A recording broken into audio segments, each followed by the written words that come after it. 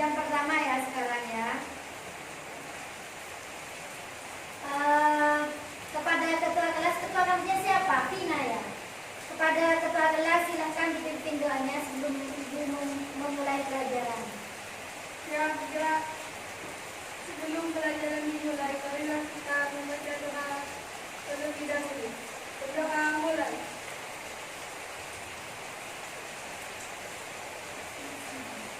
Berdoa selesai.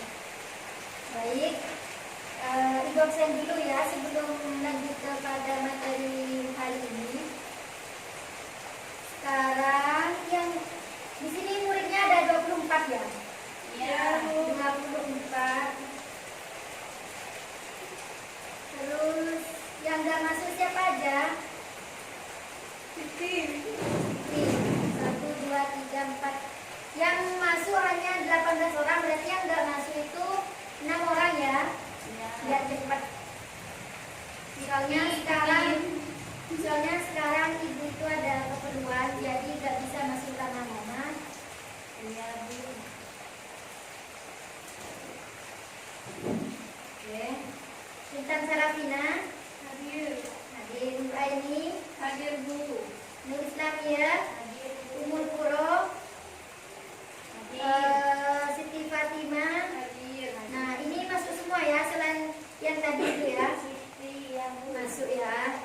Siti ketiga ya. Ya. Minggu kedua kemarin itu ada yang ingat pelajarannya itu tentang apa? Pajak Bu. Pajak. Ada yang tahu pajak itu apa? Yang dimaksud dengan definisi pajak? Saya Bu. Terus apa yang dimaksud dengan pajak?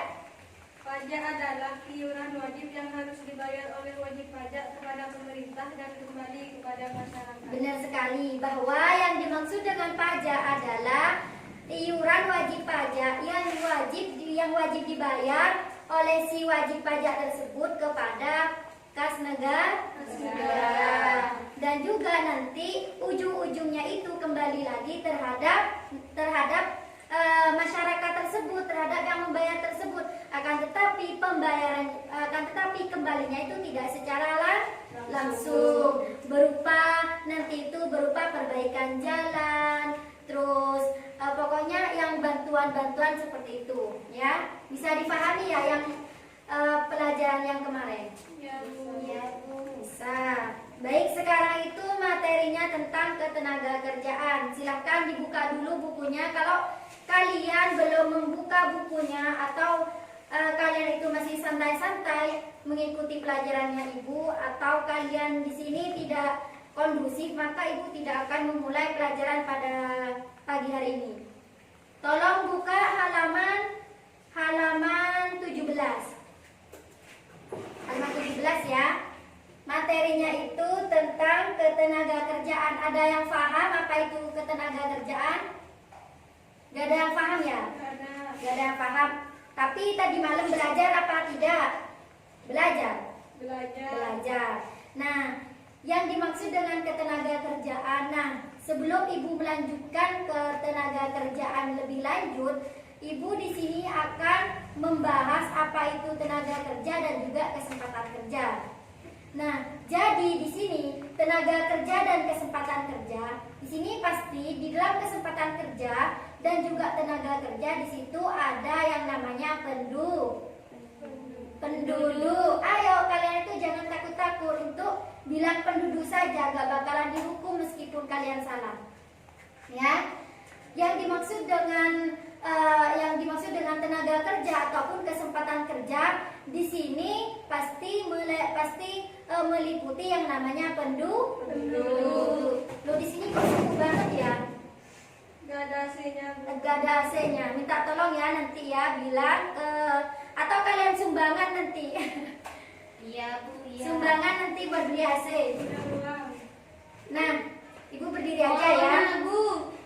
Nah, di sini ibu sudah buat PPT-nya, itu halaman 17 paling bawah poin kedua. Di situ yang dimaksud dengan ketenagakerjaan, di situ tenaga kerja dan kesempatan kerja ataupun penduduknya. Adapun banyaknya penduduk di sini dapat menjadi potensi bagi suatu negara.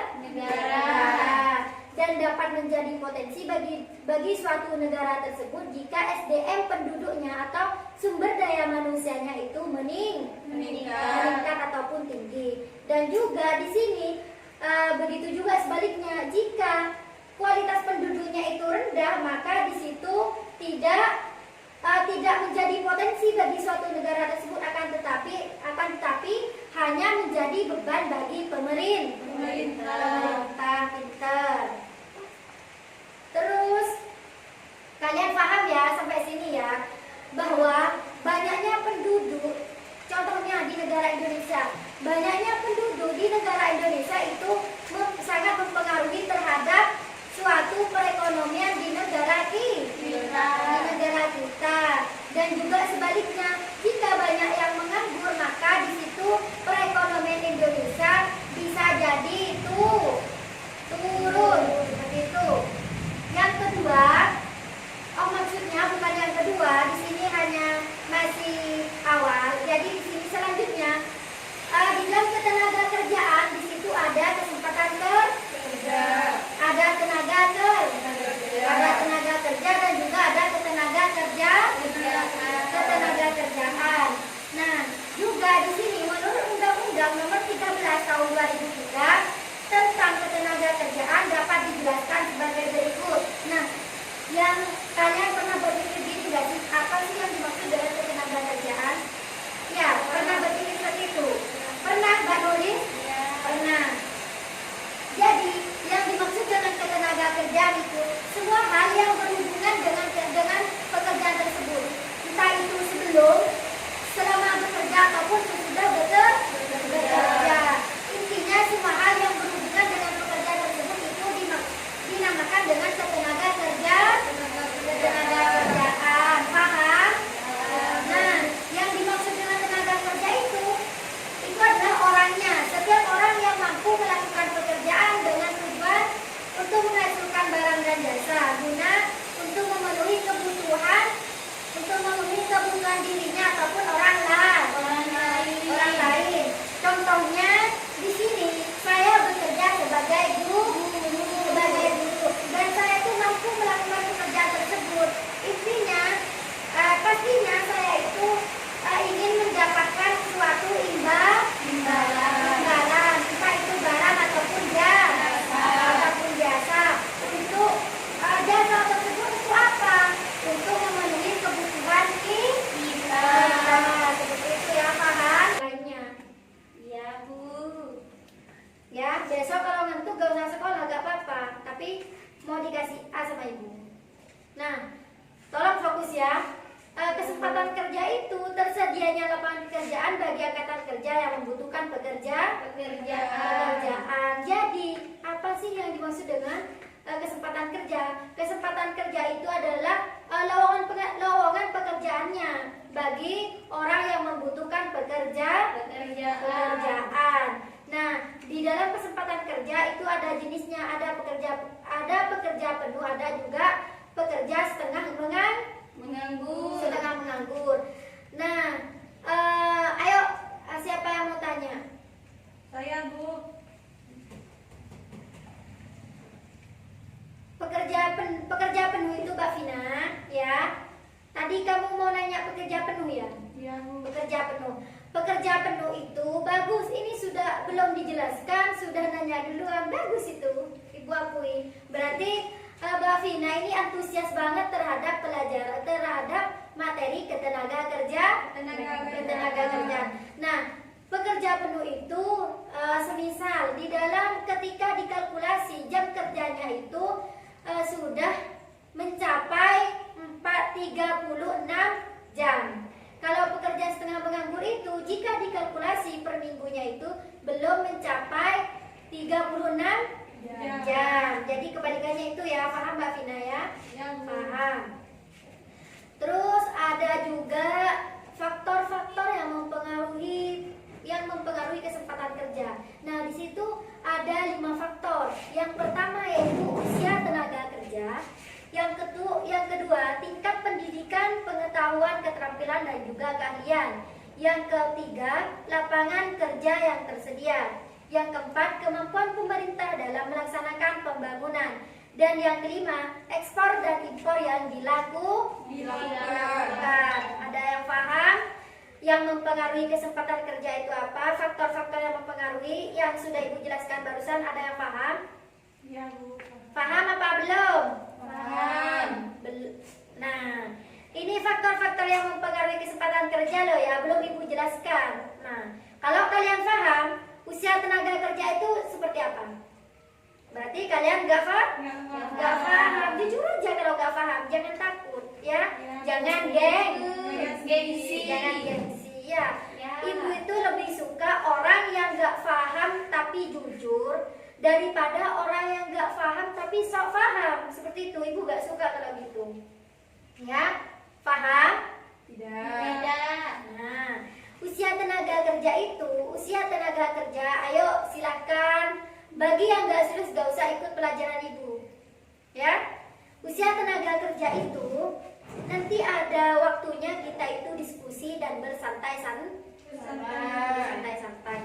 Usia tenaga kerja itu yaitu minimal dari umur 15 tahun sampai 64 tahun. Jadi di sini yang belum mencapai umur 15 tahun berarti itu belum masuk ke umur usia kerja. Maksimalnya itu 64 tahun. Jadi kalian gak usah nanya batas pensiun itu dari umur berapa, Bu? Gak usah gitu. Berarti batas usia pensiun itu mulai dari 64 tahun sampai seterusnya sampai mati. Bentar. Tingkat pendidikan, pengetahuan, keterampilan dan juga keahlian. Jadi tingkat pendidikan di sini sangat mempengaruhi kesempatan kerja juga. Contohnya di semisal di sebuah perusahaan, di situ ada lowongan untuk menjadi seorang manajer. Akan tetapi di situ ada 2 orang yang melamar pekerjaan. Yang A di sini hanya lulusan SD. Yang B di sini lulusan sarjana, apalagi lulusannya itu sarjana lulusan dari manajemen. Berarti di situ kan kalau manajemen di situ kan memang sudah ranahnya masuk ke manajer. Berarti yang A ini berarti tidak bakal diterima. Karena di sini sudah tidak cocok. Berarti di situ tingkat pendidikan, pengetahuan, keterampilan dan juga keahlian di sini sangat mempengaruhi kesempatan kerja. Paham sampai sini? Paham nulis? Paham. Lapangan kerja yang tersedia, contohnya di toko, misal jadi seorang karyawan di toko ini membutuhkan 5 orang karyawan. Akan tetapi yang datang di situ 10 orang. Berarti mau tidak mau yang 5 ini tidak bakal diterima. Ya, tidak bakal diterima. Hanya mengambil yang 5 orang. Yang 5 orang dan juga dan juga di sini yang sudah yang tepat dengan kemampuannya seperti itu. Yang keempat, kemampuan pemerintah dalam melaksanakan pembangunan. Maksudnya pembangunan di sini bukan membangun rumah ya, tapi di sini membangun suatu lapangan pekerjaan. Sampai di sini paham? Paham. Ekspor dan impor yang dilakukan. Jadi kalian paham ekspor dan impor itu apa? Tidak. Masya Allah, kenapa kalian nggak paham? Ya, kalian di sini sudah kelas 2 loh. Kelas 2 SM? Bentar lagi lupa, Bu. Bentar lagi lulus. Lupa? Iya. Kenapa kok lupa? Karena bukunya nggak pernah dibaca. Ya, bener apa bener banget? Benar banget. Bener banget. Main HP terus, Bu. Main HP terus, jangan pacaran terus nak ya. Nah, Ya, Bu. ekspor itu dari dalam negeri produknya dikeluarkan ke luar negeri. Kalau impor itu produk dari luar negeri memasukkan produk luar negeri ke dalam negeri. Mendatangkan maksudnya ya, paham? Berarti jika sudah terjadi ekspor dan impor antar negara,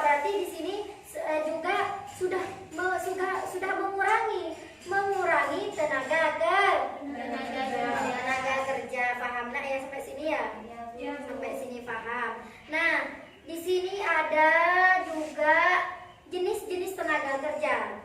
Jenis-jenis tenaga kerja di situ ada berdasarkan sifatnya, ada berdasarkan keahliannya, dan juga ada berdasarkan hubungan dengan proses produksi. Nah, ya, berdasarkan sifatnya yaitu tenaga kerja jasmani dan rohani.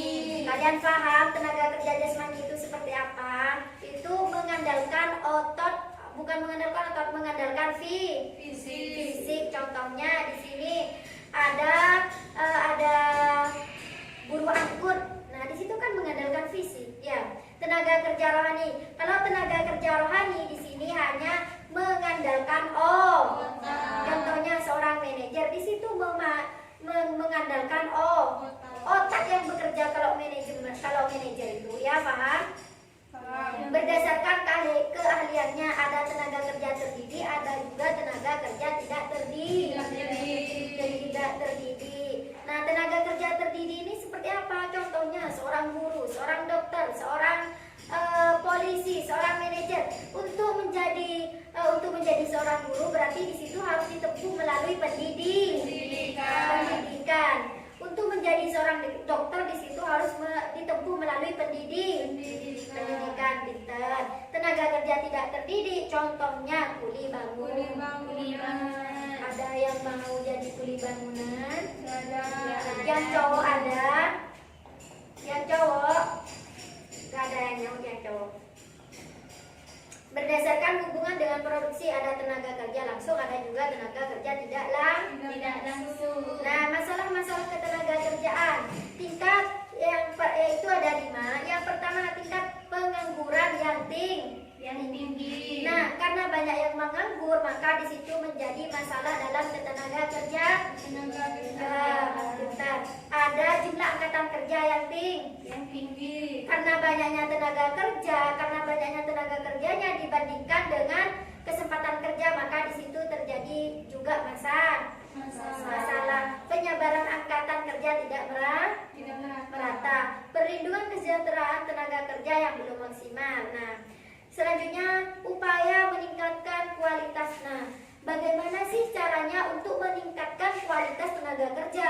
Contohnya, untuk menjadi seorang guru itu gimana, Bu? Harus gimana? Nah, jadi di sini untuk meningkatkan kualitasnya, maka di situ harus meningkatkan kualitas siswanya. Bagaimana? Contohnya, murid ini mau dijadikan cita-citanya mau jadi seorang guru. Berarti mau tidak mau di situ harus kuliah yang sesuai dengan ranahnya. Berarti kuliah harus ke kuliah pendidikan.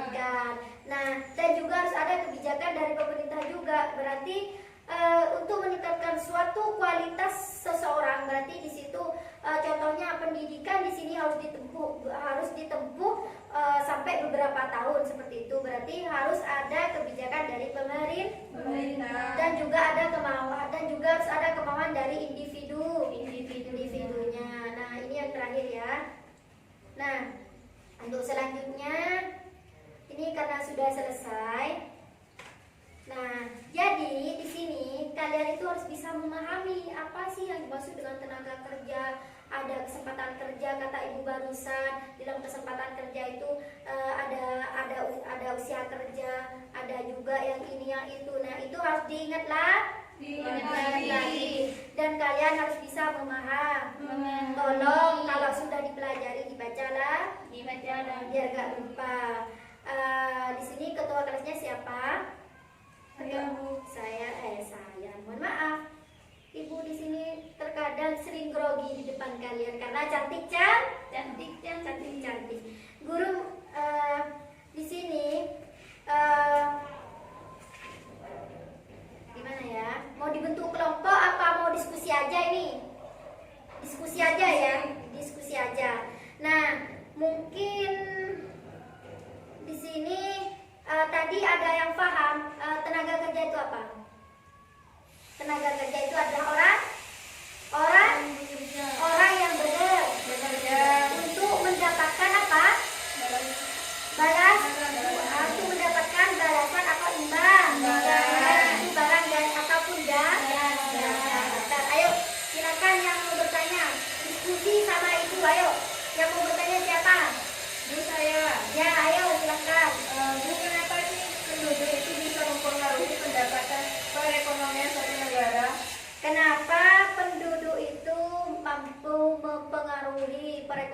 suatu negara. Jadi gini, karena penduduk di contoh kecilnya di dalam suatu keluarga aja ya, jangan sampai ke negara.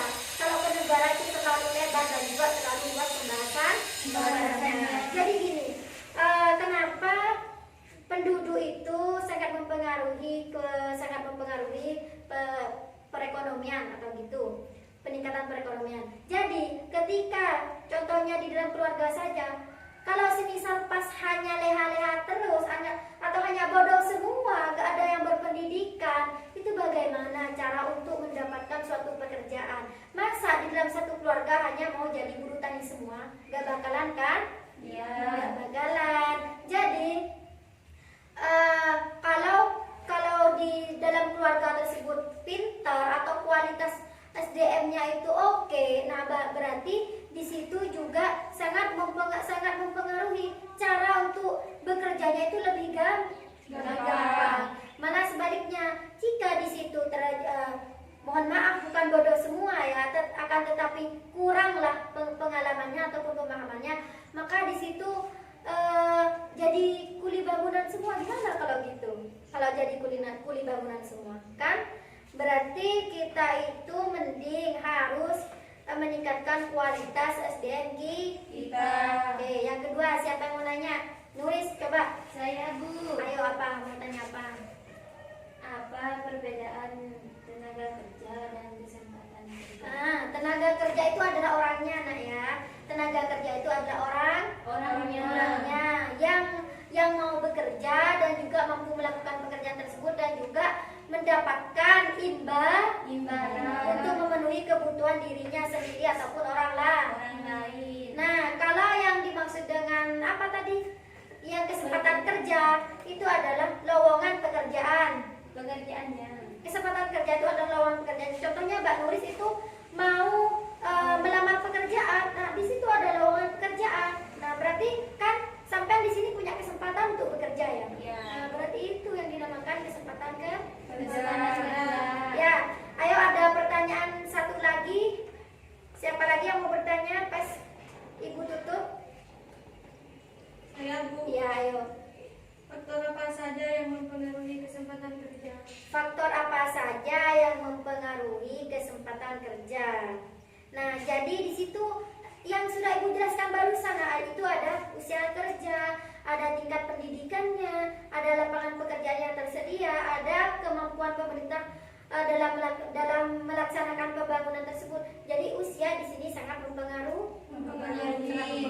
Yang terpenting di sini yang sangat mempengaruhi juga itu adalah tingkat pendidikannya ataupun pengalamannya dan juga keahliannya. Masa di sini hanya lulusan SD mau ngajar SMA? Nggak bakalan kan? Kalau tidak di sini kalau tidak punya ijazah lulus sarjana apa gitu kan, nggak bakalan kan ya. Nah, sampai sini paham semua ya. Ibu rasa cukup sampai di sini. Tolong pelajari. Nah, minggu depan itu bukan minggu depan, Sabtu depan kan sekarang hari apa? Hari Rabu ya. Kan satu minggu itu 2 kali kan? Nah, 1 minggu 2 kali berarti nanti hari Sabtu pelajaran materinya ekonomi pembangunan. Tolong dipelajari ya. Nah, baik, mungkin sampai di sini saja ya. Ya, Bu. Semoga ilmunya bermanfaat. Jangan lupa belajar di rumah. Dan jangan lupa tetap semangat kalian ya. Baik. Assalamualaikum warahmatullahi wabarakatuh. Waalaikumsalam warahmatullahi wabarakatuh.